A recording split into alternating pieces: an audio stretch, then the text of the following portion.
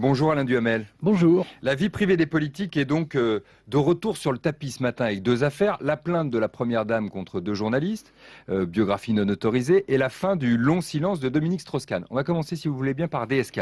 Il sort du silence dans Le Point ce matin pour réclamer qu'on le laisse tranquille. Sortir du silence pour demander du silence, c'est un peu paradoxal, non ? C'est pas tout à fait mon avis, non. Je trouve que, en l'occurrence, sur le fond, il a tout à fait raison. Tant qu'il était un homme public, un homme politique, ou le directeur général du Fonds monétaire international, qu'on l'ait scruté, guetté, dénoncé, dévoilé, c'est dans l'ordre des choses. C'était le risque qu'il prenait. À partir du moment où il est sorti des affaires publiques, où il n'a plus aucune fonction, où il n'exerce plus aucun mandat, et où par-dessus le marché il n'a fait l'objet d'aucune condamnation judiciaire, il n'y a aucune raison de continuer à le traquer. Et ceux qui le font, ce ne sont pas du tout des chevaliers blancs de l'information, ce sont des mercenaires qui cherchent de l'argent. Alors il y a ça c'est dit, il y a dans Le Point un mea culpa quand même de Dominique Strauss-Kahn. Il dit un peu, j'ai raté mon rendez-vous avec les Français à cause de ma vie privée. Oui, mais alors là, pour le coup, c'est un mea culpa extrêmement minimaliste. Déjà, le premier mea culpa qu'il avait fait, vous vous rappelez, c'était avec Claire Chazal, où il disait ce qui s'est passé au Sofitel de New York, c'était une faute morale. C'était pas une faute morale, c'était l'homme des cavernes qui surgissait derrière le financier brillant. C'est tout à fait autre chose. Maintenant, il dit, je comprends que j'ai pu choquer, ou je comprends que ça soit une déception pour certains.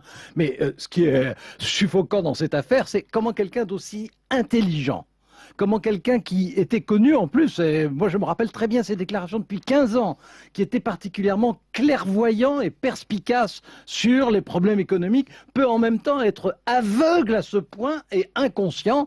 Franchement, ça ne relève pas de la politique, ça relève de Freud. Vous imaginez son retour en politique, justement ? Pas un instant.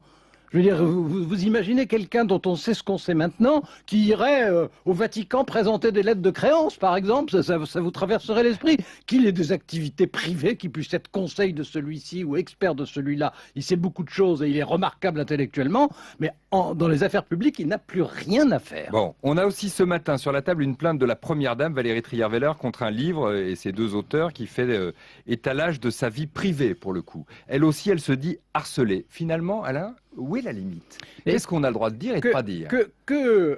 On enquête et qu'on fasse des portraits, qu'on fasse des biographies de la compagne du chef de l'État, sur le principe, il n'y a rien à redire. Qu'on l'analyse, qu'on la commande sur ce qu'elle fait comme compagne du chef de l'État, il n'y a rien à dire. Qu'on essaye de comprendre comment elle l'a connue au départ, d'accord, à condition de ne pas tomber dans le travers qui en ce moment est très à la mode, et qui est d'expliquer les décisions politiques des chefs d'État par leurs relations avec leurs femmes ou leurs campagnes. Mais au-delà de ça, quand on remonte dans la vie privée antérieure, il n'y a aucune justification. Et c'est vrai que ce livre remonte dans la vie privée de Valérie Trierweiler avant même qu'elle ait rencontré François Hollande. Et ça, c'est du voyeurisme. Est-ce que la vie privée, ça se paye en politique ? Mais vous savez, ça a un prix ? Si les hommes politiques ont de moins en moins de pouvoir, s'ils ont de moins en moins de mandats, s'ils ont de moins en moins d'argent, ce que visiblement les Français souhaitent de beaucoup, et si en plus on les harcèle sur leur vie privée, il y aura toujours des hommes politiques, parce qu'il y a toujours des ambitieux ou des vaniteux, mais ils seront de plus en plus mauvais. Et ça a commencé. Merci Alain Duhamel.